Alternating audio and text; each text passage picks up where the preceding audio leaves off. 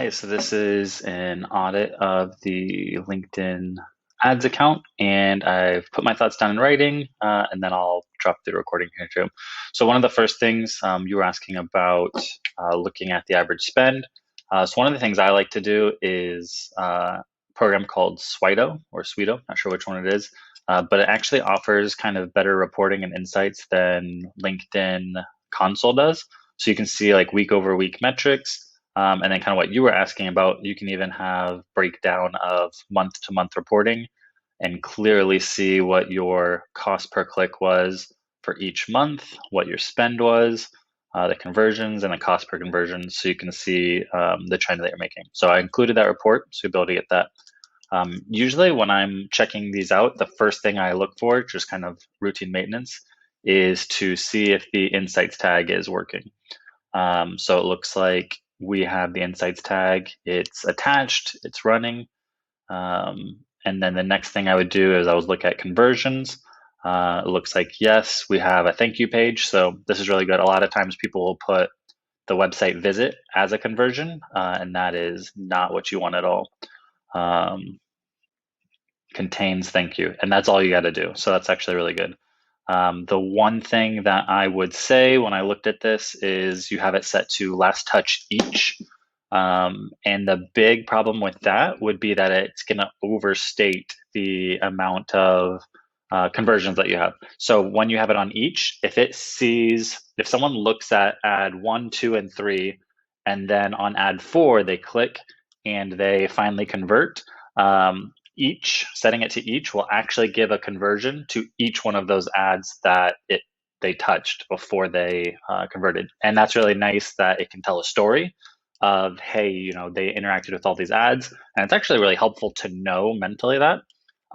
But it can be a little confusing when you think you have all these leads and you're getting a cost per lead or a cost per conversion, and it's just not accurate because instead of the 4 that it's telling you, you really only had 1. So I would set this to last instead of each. And I would just mentally know that that's usually how it works, that there is, they get exposed to 3 or 4 ads before they finally convert. The next step of, I'm not sure if it's just signups or if you guys do booked calls as well. Calendly offers a redirect as well. So once they book a call, you can redirect them to a booked call thank you page that would be separate, and then it would give you a next step conversion that you could track. So actually, this is really good so far. You have the insights tag, you have the conversion tracking. The next thing I always look at is matched audience. So this is how we would actually do retargeting. And it looks like you're already tracking website visitors. Because I only have view only for this audit, I can't see the exact settings. But the main ones would be website visitors. Lead gen form opens, since you're doing that, and you can retarget those that opened the form but didn't submit it. Company page visitors. And then if you're running any video ads, there would be some other options for that. So I would say that I can't see the settings, but I'm worried that with this number, this is like lifetime of lead gen form opens, and maybe I don't know if this is 90 days or if this is a year's worth. What I would say though is that as you go, you would want to tighten those up. So maybe it makes sense to start with a year's worth of company page visitors. But eventually, a lot of those are going to be pretty old and stale. Eventually, you'd want to just switch that to 90-day company page visitors, 90-day lead gen form opens, because you'll see that there's a big difference in your spend and your ROI when you are allowing people that opened a lead gen form a year ago versus just keeping it strictly to the last 90 days, 60 days, 30 days, depending on the volume. You can tighten those up. But the fact that you have these retargeting groups in place is actually really good. You're already doing better than most of the clients that I do these audits for. So next, I'm going to go, actually, let's see what I have in next. Switch that to each. The next thing that I have is, part of retargeting, and I know for these lead gen forms that you're trying to capture them on LinkedIn, but what I would still do is you probably still want to have conversion tracking on, because I noticed one of the things I noticed was that we don't have the thank you page as a conversion that we're tracking for the lead gen forms. And I would turn that on. It doesn't hurt. So yeah, ideally they're converting on the page and you wouldn't need to track that.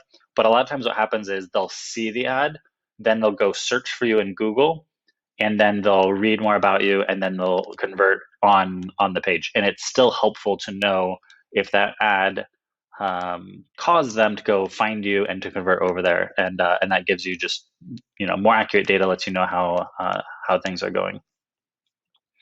The next would be optimizing your ads based on the data. So as I'm looking through these, let's go back here. Like most of the setup looks really good. Actually, we'll go through that. So when I'm actually looking at the targeting, and I see that we're going by industry, we're going by company size, we're going by seniority. I actually like that a lot, and we have 240,000. So my usual rule of thumb is about 30,000 to 300,000. So you're within that range. If you wanted to dial it in more, in addition to seniorities, you could do job functions. But this is actually a pretty decent looking group. Actually, I would say you'd probably want to dial this into job functions and just weed out some of the job roles that within these industries and seniorities that aren't going to make the most sense. And I think you could get maybe a list that's half that size, or even 60 or 70,000. That's a lot more focused, and you get more for your ad spend. So I would say there's opportunity to dial this in a lot, I guess. So it's good that you didn't check audience expansion. I think that usually just lets in a lot of junk. It's usually like, my example would be page 50 of Google Ads. When you search for something, the first 5 pages are relevant, but page 50 is usually really, really loosely connected. And LinkedIn usually just lets you spend a lot of extra money. And it's good that we didn't do, it's lead gen forms, so you can't really do audience expansion. So I don't like to do audience expansion in the audience network in cold ads, but for retargeting, I actually do like it. And basically it would be, when you go to check your email, a lot of these ads that are over here are LinkedIn retargeting ads or Google Display Network retargeting ads. So you can get someone to interact with your ads, your website on LinkedIn, and then you can show up even through a LinkedIn ad on a bunch of different platforms and apps, and it just builds a lot of trust and credibility by having you show up in some relevant places. So everything else there looks good. Your actual setup actually looks really good. I would say we could tighten the targeting and the other things I mentioned there. So now the next thing would be optimizing based on the data. So for this one, it's a lead gen form, and it looks like we have a lot of them paused, and then we let one run, and I'm not sure if that's because we optimized it. Like we looked at the data. So as I'm looking through here, usually the big things I'm looking at, especially for cold outreach, is cost per click. So here's the cost per click. And you can see a lot of these 8, 6, 3, 4. So there's a big variation, and there's $10 there. And the one you have running is